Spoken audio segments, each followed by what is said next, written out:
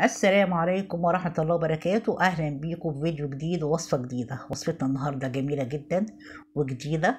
الواحد بيبقى محتاج يشرب كوباية نسكافيه كده وقت الفطار، وقت العصرية، كوباية شاي، كوباية نسكافيه، وياخد معاها قطعة كده حلوة من الكيكة. كيكة كده تكون هشة طرية وعاملة زي السفنج ومفتحة من جوه. كيكتنا النهاردة كيكة النشا، كيكة جميلة.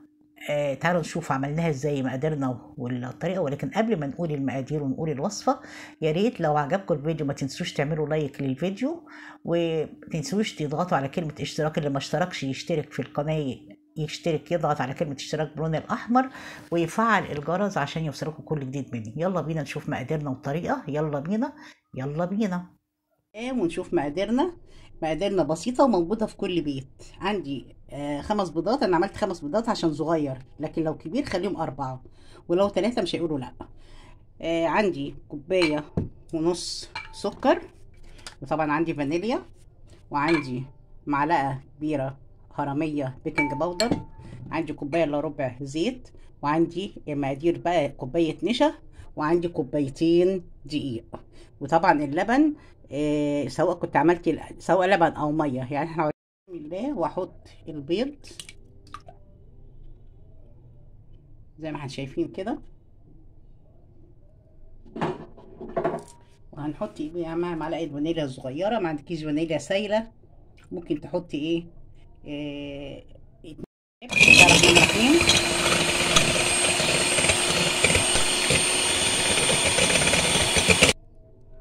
زي ما احنا شايفين ضربنا البيض. هنحط بقى السكر. بسم الله الرحمن الرحيم. وهنضرب بقى السكر مع البيض ضربا مبرحا. هنسمي الله ونضرب. بسم الله الرحمن الرحيم. ضربت البيض زي ما احنا شايفين كده لغايه ما لونه فتح اهو بقى جميل. بعد كده هنزود ايه، كل ما نحط حاجه ونضيف مقدار لازم ايه نضرب بالمضرب عشان تطلع الكيكه عندنا هشه وجميله. طبعا نعمل كيكه النشا دي هتبقى طريه وهشه وتحفه.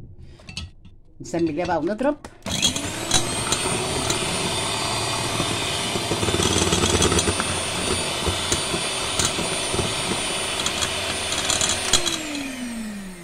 هنجيب بقى سواء عملنا حليب او ميه. فانا عندي لبن بصراحه في التلاجة، فانا ايه كوبايه حليب. كوبايه ايه، كوبايه حليب او كوبايه لبن. انا مسخناها بس مش مسخناها قوي، يعني لا هي دافيه ولا هي بتغلي، بس هي سخنه. اضرب بقى المقدار تاني. بسم الله الرحمن الرحيم. عندي المنخل بتاعي، الدقيق بتاعي زي ما احنا شايفين كده، وطبعا ما ننساش رشه الملح. وهنجيب معانا ايه البيكنج باودر زي ما احنا شايفين كده. هنحط الكوبايه التانية، طبعا عشان ميبقاش تقيله هحط نص ايه اهي اتحطت كلها نص ايه. هنحط كوبايه النشا، يبقى انا حطيت كوبايه شايفين، حطيت كوبايه دقيق وكوبايه نشا، وحطيت المعلقه الكبيره البيكنج باودر، ولسه عندي في كوبايه تانية ندخلها، بس المنخل ايه عشان ايه المنخل ميبقاش تقيل عليا. اسمي الله كده بينزل الدقيق مع ايه، وهنضرب بالراحه كده وبخفه على اول درجه في المضرب.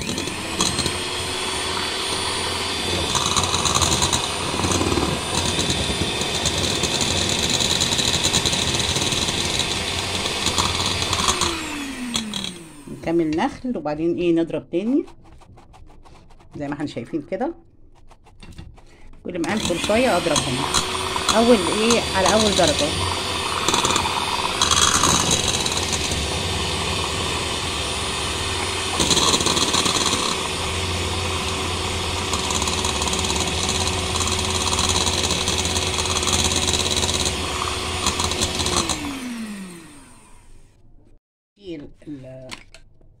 المضرب بتاعنا نقول له كده شكرا مهمته خلصت.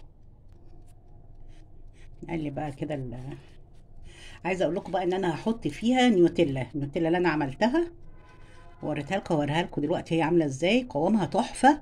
وانا ايه كنت حاطه كمان فيها معلقه ربع معلقه ملح ليمون، دي ماده حافظه ومش باينه فيها ما تخافوش، وطعمها بجد احلى من بتاعت بره.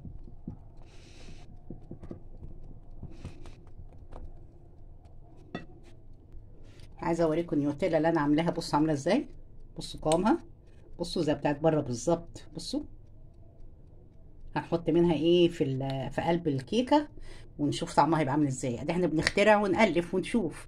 طلعت حلوه هقول لكم، طلعت كده هقول لكم كل بامانه وايه وصراحه. نجيب بقى الايه الصينيه بتاعتنا او القالب بتاعنا. انا دهناه سمنه ورشه دقيق، دهناه سمنه ورشه دقيق. بصوا بقى انا هعمل ايه. هصب شويه واقوم حاطه إيه اخليها في النص.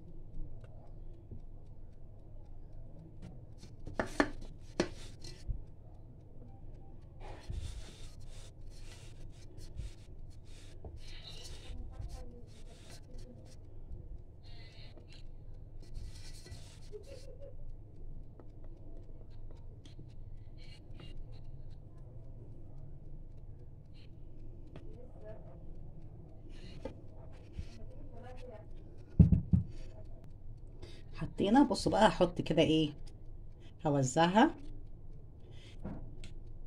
دي الايه نيوتيلا البيتي اللي احنا عملناها. هنوزع كده.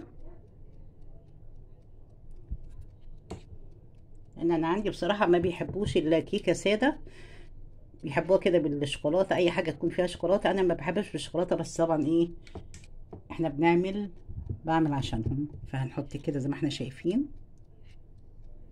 اهو، زي ما احنا شايفين.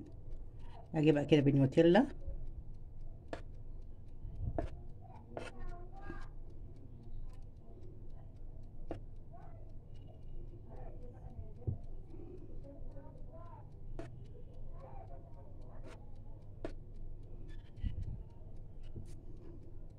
نكمل بقى نحط بقيه المقدار بتاعنا. بسم الله الرحمن الرحيم.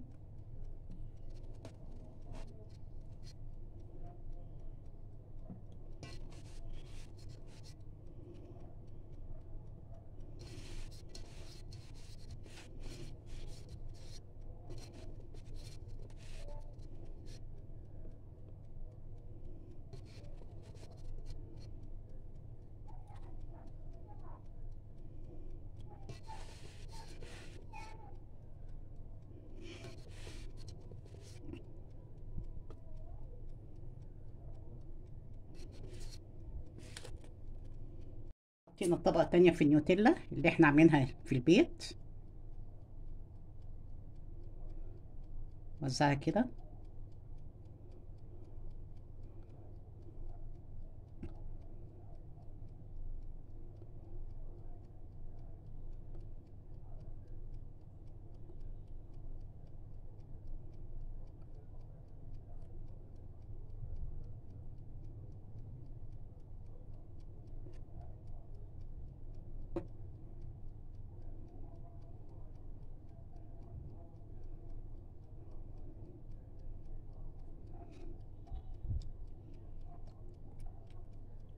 ندخلها كده في الحوض. وتعالوا بقى ايه، هي سخنه. بصوا تعالوا نقطعها كده. بسم الله الرحمن الرحيم. مش هنستنى بقى لما تهدى وتبرد، ونقطعها كده على طول واوريها لكم.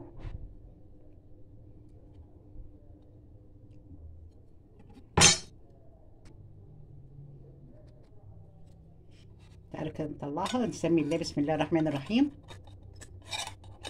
والله سخنه، المفروض نستنى لما تهدى شويه بس مش مشكله. بصوا نبعد شويه كده عشان ايه. بصوا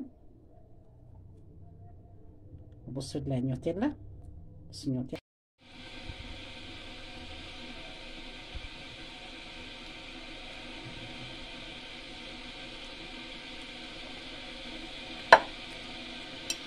عايزه اقول لكم ان هي تحفه. بصوا بصوا دي كيكه النشا. عايزه اوريكم النيوتيلا بقى بتاعتها. بصوا النيوتيلا اللي احنا عاملينها. بصوا تحفه بجد بجد تحفه.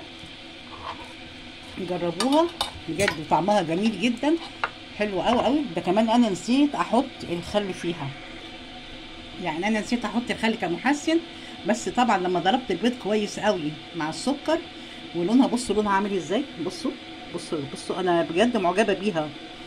كده الفيديو بتاعنا خلص، واتمنى يا رب يكون عجبكم وجربوها هتعجبكم، والى لقاء جديد، واستودعكم الله، والسلام عليكم.